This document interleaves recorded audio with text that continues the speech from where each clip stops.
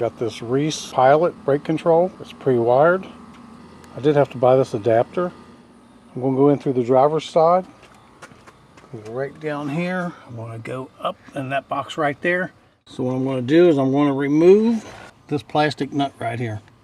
Now I'm going to take this cover off. It should just pop right off.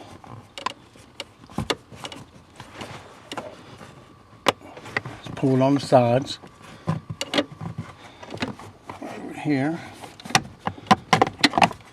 There we go. It should come right out of there. Now as you're looking up in here, it should go right here in the second slot from the left. Okay, I got both of them right here. Now it says to actually go ahead and plug the controller up to the harness. This is the controller box. This is the harness.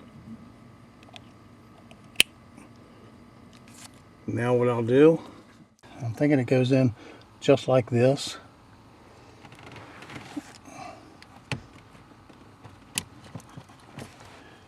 It's in there, so it's snapped in tight.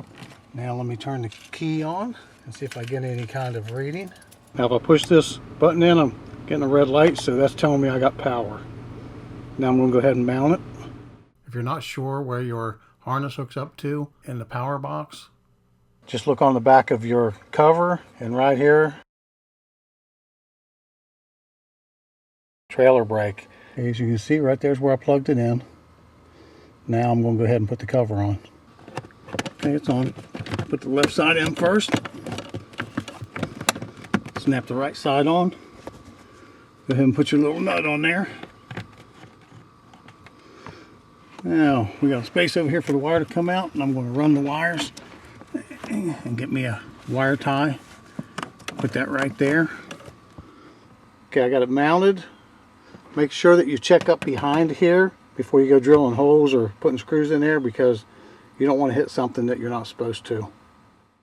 Okay, everything will be done after I get the wire out of the way and hide it. As always, like, comment, subscribe, share with your friends. Thanks for watching.